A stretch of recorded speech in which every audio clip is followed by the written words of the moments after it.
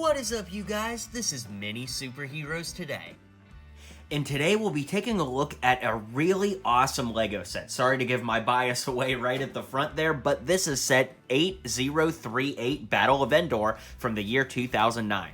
Now, back in the day, this set retailed for $99.99, had 890 pieces, 12 minifigs. Can you believe that? 12 minifigs, including 3 Ewoks, 2 Biker Scouts, and a whole slew of heroes to go along with, and we'll get to those in just a minute. But back in the day, you know, for $100, this was a really, really good set at the time. The question is today, does the price hold up? Is this still worth the price that it goes for now? Because sealed, you're looking at least $200, and used, honestly, it's like $120, $150 used. So we're going to break it down today, see if it's worth it, and go all in on breaking this set down.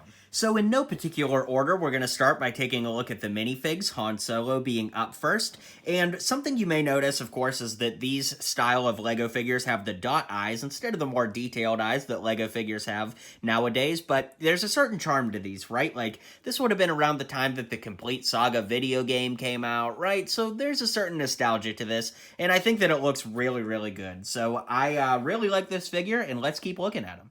Here we've got Leia, who is in her Endor gear, and this figure is exclusive to this set. Definitely not the best Leia ever to come out for Endor gear, but a really great representation nonetheless, especially considering the time that this came out. We also get 2 identical stormtroopers, more specifically scout troopers. I feel like you guys are going to murder me in the comments for getting that wrong, but I try to be as authentic as possible here, even when I mess up. So these are scout troopers, no printing on the back. It was a simpler time, of course, and very, very nice figures, but nothing to write home about. We also get R2-D2, and something weird is this set came out in, like, the main Clone Wars era, so he's Clone Wars R2, even though this set is clearly from Return of the Jedi. Just something interesting to point out. It's a fine figure, but definitely not the best R2 ever. We do get 2 Rebel Troopers, Endor Troopers to be specific, and these guys are really, really awesome. I love the helmets. They would have been new at the time. I like that there's 2 different faces too. Again, not super detailed, but nice for the time that they came out in. Gotta appreciate them there. Identical torsos, identical legs, and this guy has a little backpack, which is nice just to give us some differentials here, but all in all, just kind of simple figures, but I really like them, and that's all that matters. We also get a classic style Chewbacca, very nice figure, not much to say about him though. That's kind of the theme here, right? It's like these are nice timeless minifigures, but they're also a little bit dated too. So I guess timeless and dated can be good things and kind of adversaries to one another, but I think that it's a cool figure and, you know, that's special. We also get this Imperial Trooper, who I believe is supposed to be like an AT-ST driver, not 100% sure. Nice figure again. There have been better versions since then, but, you know, we're just appreciating the nostalgia that this set has to offer. Now, this set does offer something interesting as far as minifigs go, as we get Chief Chirpa and Paploo. Now, these 2 characters actually came out in the vintage Kenner line of figures, action figures that is, so it's kind of cool to see them represented in LEGO. All the Ewoks actually use the exact same headpiece, they're just printed differently, so, you know, it's cool to get some variations to build out your Ewok village. And then, of course, we get the famous Wicket minifigure as well.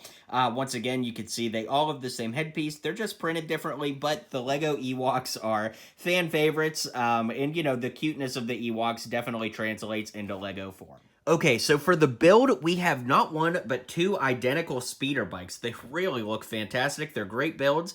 You know, they kind of move at the front here too, which is unique. We, of course, can move the throttle and adjusters here. We have a little backpack on the back. I mean, a LEGO speeder bike is a speeder bike is a speeder bike, right? Like, they're all kind of similar and the same, but it is nice to get 2 of them so that if you got this set back in the day, or, well, if you got it now, you could have your own adventures and have them flying around. The next thing I want to look at is this Ewok flyer, which is really unique. Unfortunately, with mine being used, I guess this got kind of crumpled along the way. I could probably fold it back over, but for the sake of the review, we're going to look at it as it currently sits. So the idea is you could take an Ewok figure and have them hold on to these little handlebars here. I'm going to try to do it on camera and not cut away. Yeah, there we go. So you can have your Ewok go right in there, and then the flyer comes up, and it kind of makes it look like it's attached to his back. Of course, we know it's not, but it is a cool little build. I really like this little see-through dome piece at the bottom. It's more like a cone than a dome, I guess, but it sticks into this piece here and allows you to make a stand for your Ewok. So I think that that is really, really cool, all things considered. Next up, as far as the small builds go, we have this little rock cannon. Now, this is obviously like a Ewok cannon here that looks really good. It gives you some extra stones, and the idea is you want to just take this with your thumb and thrust that forward, and then it'll throw out this stone. When I was a kid, in 2009, I would have been about 14 when this came out. I was never a big fan of these kind of things, right? Because if you would hit this, it would make your piece go flying, and then you could lose it. So it's a cool feature in practice, but not necessarily one that I would be too terribly thrilled about using because, I just hate losing pieces. So with that being said, those are all the kind of smaller builds of this set. I really think that there are some awesome options here, and now we're going to take a look at the ATST and then, of course, the base. All right, so the ATST is massive, and we're going to use Chewbacca as our guinea pig so you can see, next to a minifig. It is sized just about right for, movie accuracy and all of that good stuff. It has a really unique feature, and that is with this little knob on the back here, we're going to pick it up, but when you move the knob, the feet actually move. So you could theoretically kind of make it walk. It's not a working feature, but it is something unique, especially the way that on the legs here, they use these like ball joint pieces to kind of make like a hinge for it here. So you can see it has some give and flow as it moves. Just something kind of interesting. As far as the build itself, it has all of the ATST features you'd hope to see from a Lego build. That being these little cannons on the side that move. And then on this side, you actually have a flick fire missile hidden conveniently right there. So if you don't want to use that feature, you certainly don't have to. The whole roof part lifts up, but also for that iconic scene where Chewbacca pops out of the top, you can open up the roof just like that. Then if we bring it this way, you can see that there is room to fit exactly one minifigure in there, just like that.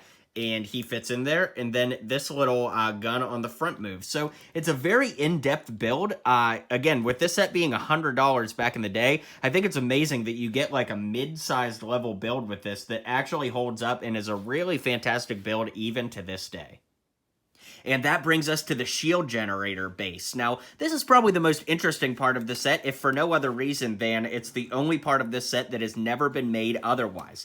One thing I have to say right off the bat is I love all of these exposed green studs, because then you can actually put your minifigs on there and make a playset out of it. So many times, especially in the modern age, Lego would like cut it off with one base, and I feel like it just adds a lot of atmosphere to this set. So I really, really like that. We're going to give it a once-over 360. I'm really excited to show you guys how the walls are built in this. It's incredibly unique. And then, of course, when we get around the back, we do have some details there. I just wanted to give a quick 360 before we break it down and go inside. So the first play feature I want to point out are these two buttons on the top here. Now, structurally, they look like they, work just as well as anything might look, but if you push them down, it actually breaks the walls out. Well, it's supposed to. Of course, there's always going to be some faults. Of course, it happens while I'm on camera, but you saw one wall come out there, so I can at least show you that. I'll lift this out too. There's a really unique machine build here. Let's move the camera in so you can see it. And what this does is it uses Technic pins, so you have to push this down to like reset it and get those pieces realigned, and then when you push the top part down, which you saw before, it pushes those out and presumably is supposed to push the wall pieces out with it. So let's go ahead and try that one more time while we're sitting here and see if we can make it happen again. So we've got the walls back in place, as you can see. I'm pushing it down now. There we go, and the walls come a-tumbling down. So that's how that works. Works really well. Then we're going to flip around back to take a look. I really like the fact that they outfitted the base with guns hanging all around. In fact, let's go ahead and move the camera angle to get us up and take a little bit more of a bird's eye view at the set itself. So I really like the way that the interior is built. Obviously, we get some great building techniques here. I really like those orange pieces in the center here that give us a nice little, you know, like the battery compartments here, but we can open this up to get an easier look because there are these clip pieces here that clip into telescope pieces that are cleverly hidden inside. It allows us not only to make the base bigger and wider, but easier access to the inside as well. So both sides are symmetrical, so we really only have to look at one side. We're going to look at this side just for the ease of camera usage and all of that good stuff. So with that being said, we do have a little computer piece printed here that, again, when we flip it to the inside, it actually makes a nice kind of like revolving piece here, but we do have these base pieces here, and then you could actually break the walls out by hand over here, but you don't have the, you know, Technic machinery, if you will, that worked before. We do have this center console here, which of course you could take an Imperial troop and put him right there to be manning the computers if you so desired. But then we can close this down, and there's one final feature I want to point out on the inside, and that is this little piece here with these gears that open and close the doors with the gears. I think that that's fantastic. Of course, we can flip it around the front and show you what that looks like as well. So yeah, it looks really great. So I love this base, and let's zoom out and I'll give you my final thoughts on this set. Alright guys, well I hope you enjoyed this review. I have always wanted this set. It's so awesome to finally have it after all these years, and honestly, I do feel like it's worth it. Maybe that's me being biased because it's a set I've always wanted, but I gotta be honest, this was a lot of fun to put together and to do the video for too, so thanks for watching, and be sure to hit like and subscribe for more videos just like this one here on my channel. If you liked what you saw and you liked what you heard, feel free to click that subscribe button for more LEGO content coming in the near future. So, thanks for tuning in to today's video, and until next time, build on.